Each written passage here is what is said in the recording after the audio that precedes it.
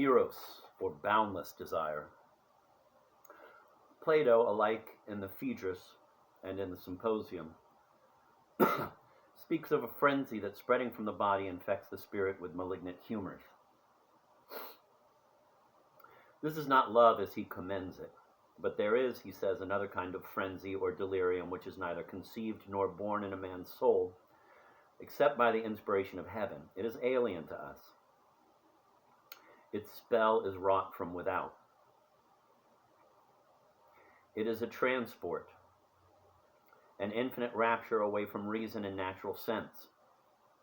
It is therefore to be called enthusiasm, a word which actually means possessed by a god.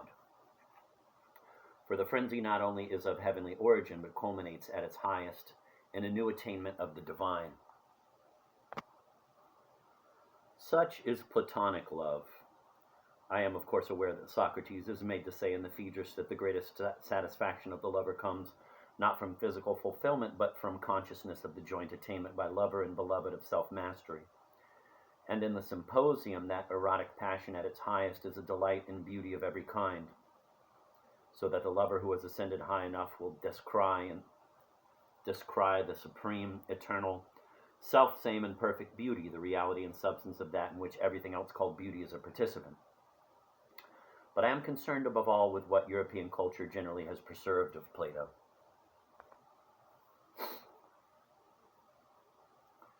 I'm going to read those two paragraphs again. I'm going to read from the top. Eros, or boundless desire. Plato, alike in the Phaedrus and in the Symposium, speaks of a frenzy that, spreading from the body, infects the spirit with malignant humors.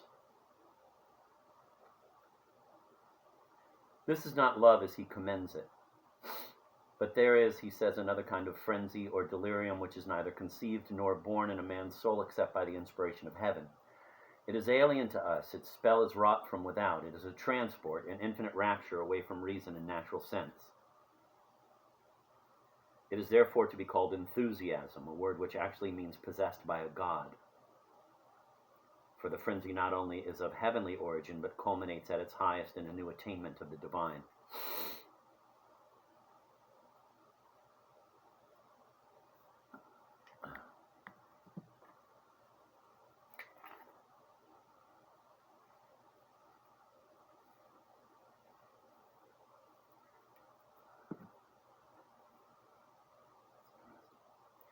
Such is Platonic love. It is a divine delirium, a transport of the soul.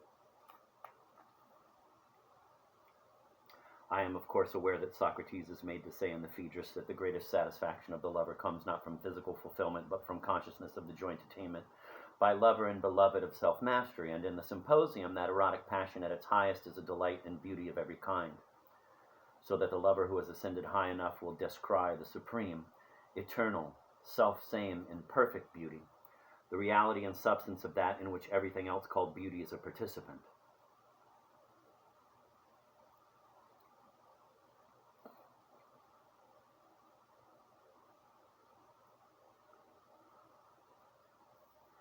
But I am concerned above all with what European culture generally has preserved of Plato.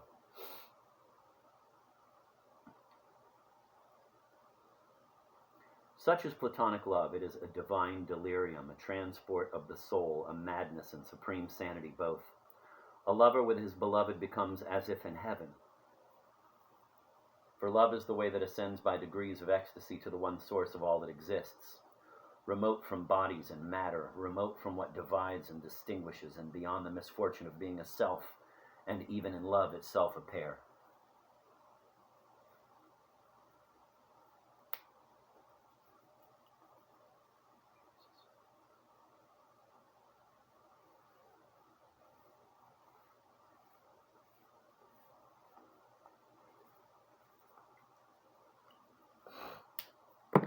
I'm going to read that again.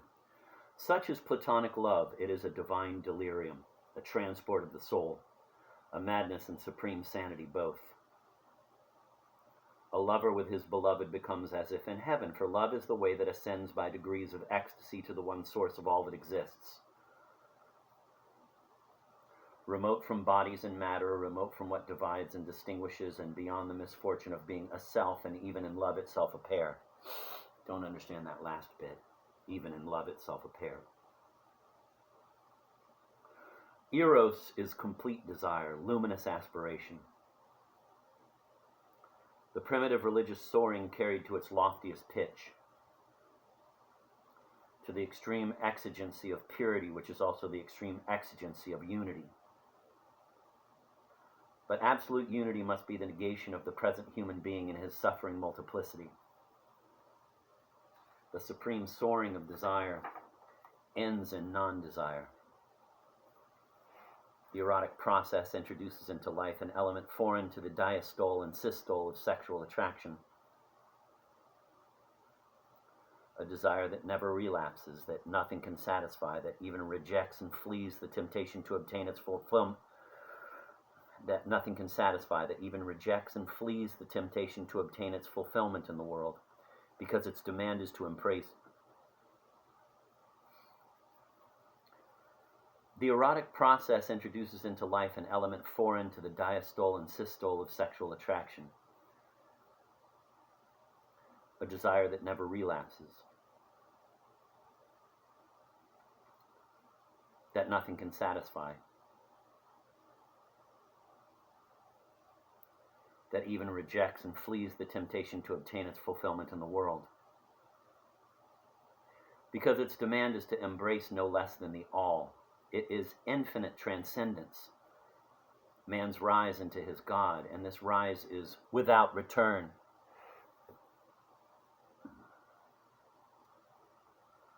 Little has so far been discovered about the antecedents of Platonism, but they are certainly Iranian and Orphic. What the fuck is he talking about? Iranian and Orphic.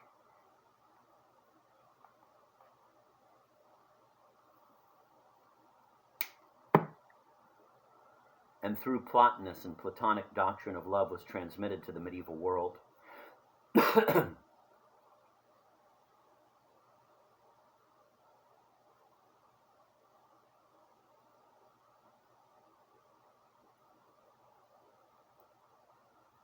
That is how the East came to brood over our lives, and hence to stir up some very ancient memories. For from the depths of the West, the voices of Celtic Philids and bards arose in answer.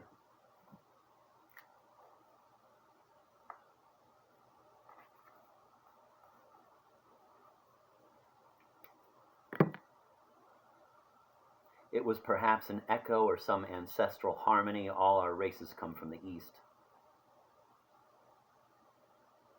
Or perhaps human nature is given everywhere and at all times to divinizing its desire. I cannot pronounce upon the theory according to which the most ancient of Celtic myths are akin to the Greek. The quest of the Holy Grail being regarded as another form of the quest of the Golden Fleece.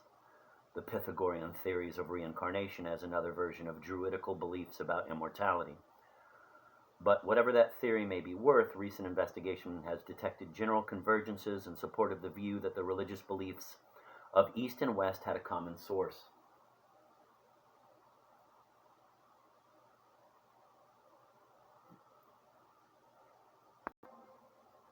All right, I just wrote, this is Rick speaking at the bottom of the page, Mise on a Beam, which is, of course,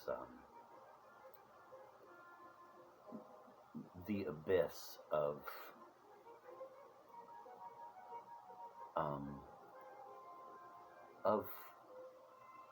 heterosexual romance being equal to the creation of people, and that we can see in our romantic, erotic interest a continuation of ourselves. You know, we're looking into the abyss.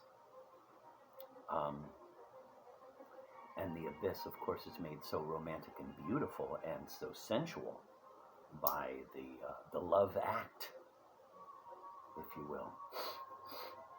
Anyway, and that's why, like when it says, supported the view that religious beliefs of East and West had a common source. All right, back to the book. The Celts spread over Europe from the Atlantic to the Black Sea long before the Romans embarked upon their conquests. But the Celts were not a nation. They were loosely held together by a civilization or culture which had its spiritual center in the sacerdotal college of the Druids. Sacerdotal, this fucking guy. Oh, man.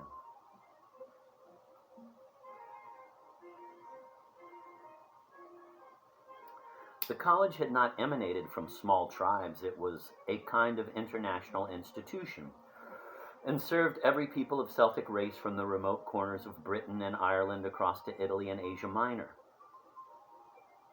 The travels and meetings of Druids cemented the union of Celtic peoples and their feeling of being related.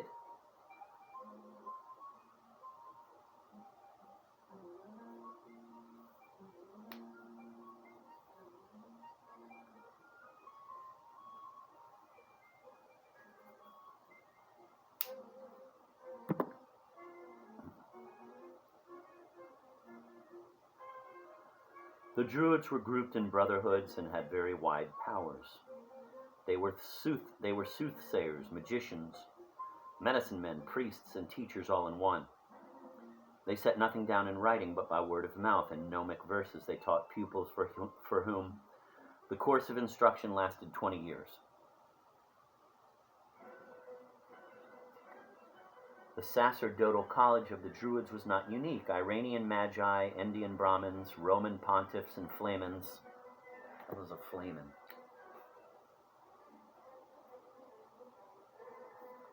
Have been credited with identical institutions, and that, quote, flamen, end of quote, is the same name as Brahmin, indicates that the functions of each of these various kinds of priests were fundamentally akin.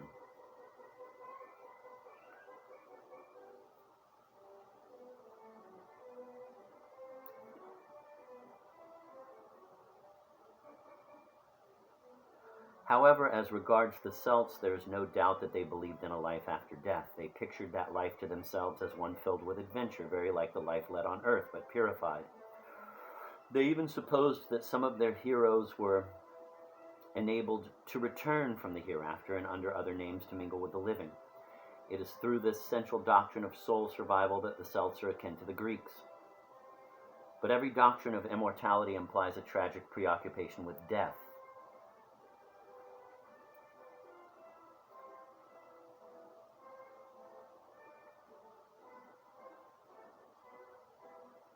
The Celts, according to Hubert, certainly elaborated a metaphysic of death. They had meditated on death a great deal. It had grown into a familiar companion, whose disturbing nature, however, they deliberately disguised. And Hubert remarks further that in Celtic mythology, the notion of death is found to predominate over all things, and everything discloses it.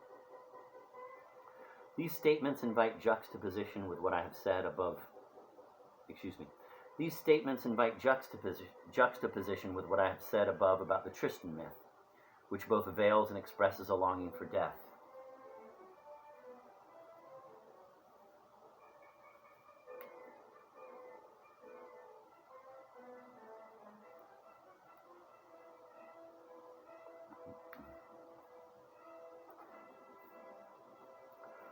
Celtic gods furthermore formed two opposite sets, light and dark. It is important to stress this fundamental dualism in the religion of the Druids, for that is where Iranian, Gnostic, and Hindu myths converge upon the basic religion of Europe. From India to the shores of the Atlantic, though in the most varied forms, there is expressed the same mystery of day and night and the same mystery of the fatal struggle going on between them inside men's breasts.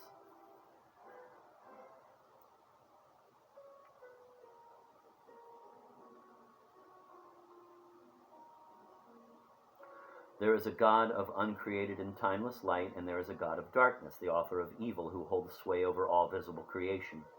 Centuries before Manes appeared, this opposition had already been established in Indo-European mythologies.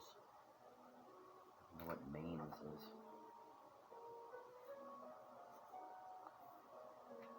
The Iranian couple formed by Ahura Mazda and Ahriman is the classic instance.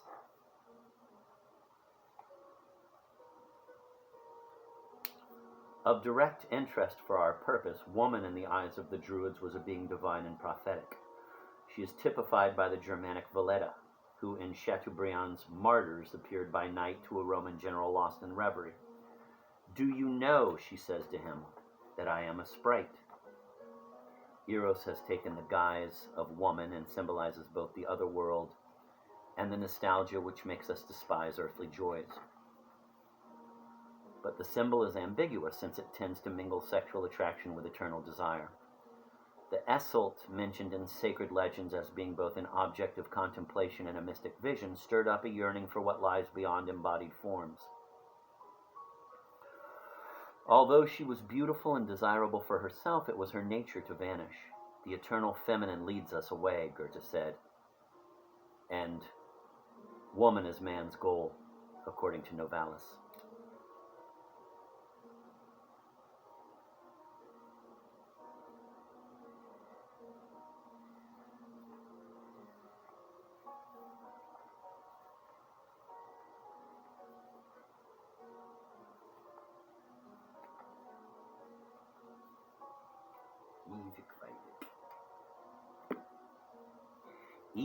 Ewig weiblich. Although she was beautiful and desirable for herself, it was her nature to vanish. The eternal feminine leads us away, Goethe said. I've always known it as the eternal feminine leads us on, but leads us away. Translation is... Anyway. And woman is man's goal, according to Novalis. Thus, the yearning for light was symbolized by the nocturnal attraction of sex. In the eyes of the flesh, uncreated broad day was but night, even as our day corresponded for the god dwelling beyond the stars to the realm of Despater, the father of shadows. There is a kinship here with the yearning to founder shown by the Wagnerian Tristan, although in the case of that particular Tristan, he yearns to founder only in order that he may rise again into a heaven of light.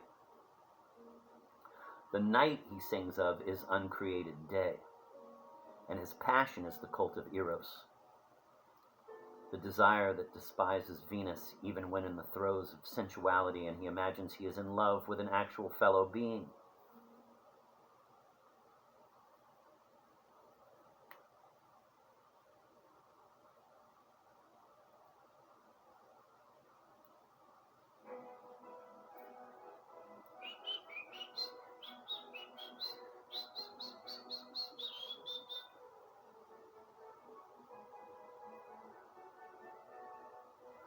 There has been too much talk about nirvana and Buddhism in connection with Wagner's opera. The pagan background of the West was more than ample for the needs of a magician who wished to brew his love potion with active ingredients.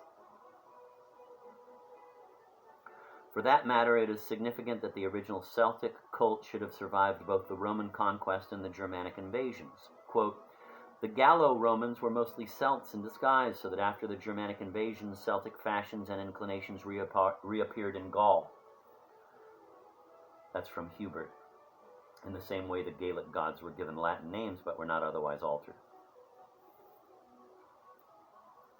Both Romanesque art and the Romance languages witness to the wealth of the Celtic inheritance. Later on, it was thanks to the monks in Britain and Ireland, the two countries where the bardic legends had been preserved, and preserved as it happens by the clergy, that Europe was evangelized and brought back to the study of letters.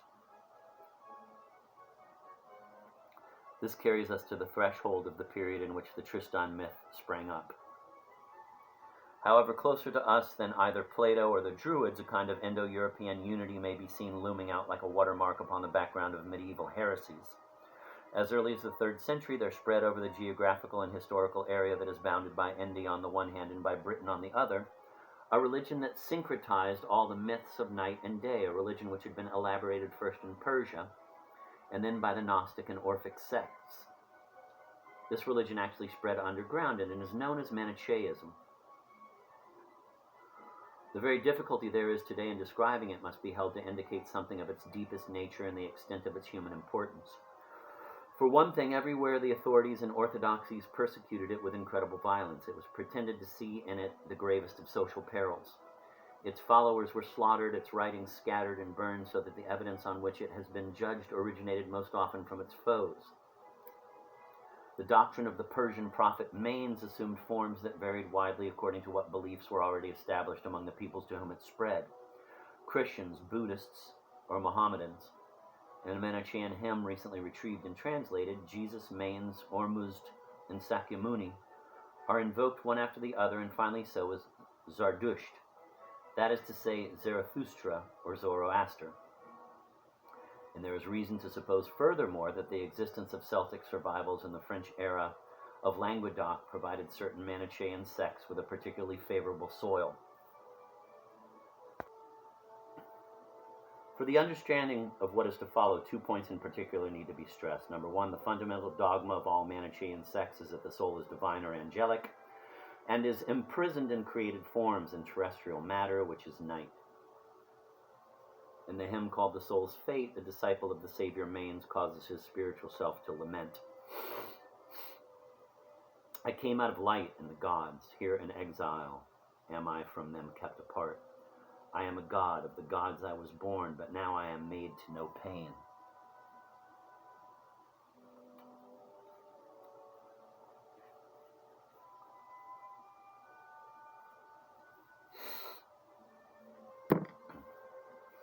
The soul's impulse to seek the light has a kinship with the reminiscence of beauty, referred to in the Platonic dialogues, and also with the nostalgia felt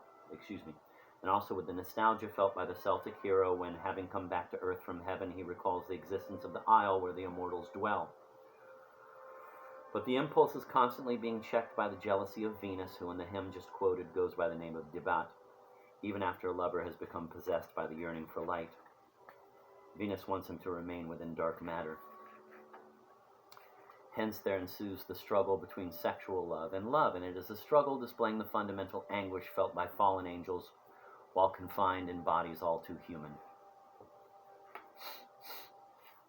Number two, it has recently been shown, and this is very important for what we are seeking to find out, that the structure of the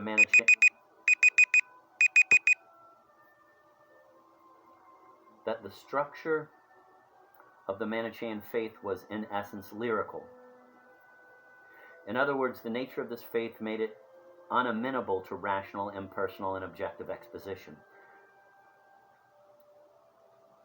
Actually, it could only come to be held in being experienced. And the experience of it was one of combined dread and enthusiasm, that is to say, of invasion by the divine, which is essentially poetic. The cosmogony and theogony of this faith became true for a believer only when certitude was introduced by his recital of a psalm.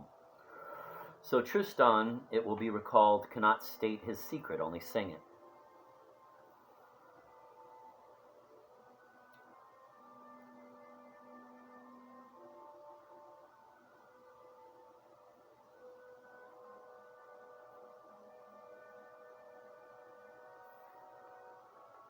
Every dualistic, let us say every Manichaean interpretation of the universe holds the fact of being alive in the body to be the absolute woe, the woe embracing all other woes. And death it holds to be the ultimate good, whereby the sin of birth is redeemed and human souls return into the one of luminous indistinction. Damn, that's fat.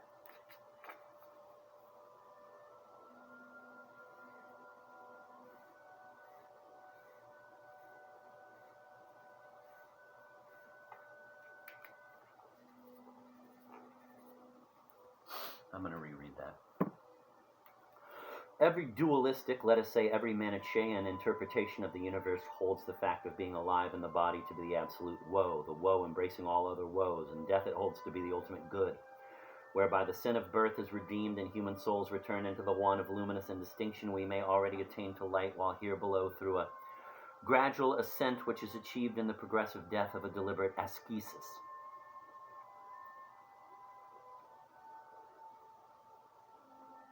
But the goal and the end of the spirit is also the end of limited life, of physical life obscured by immediate multiplicity. Eros, object of our supreme desire, intensifies all our desires only in order to offer them up in sacrifice.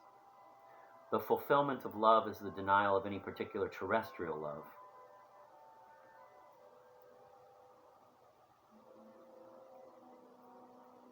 And its bliss of any particular terrestrial bliss.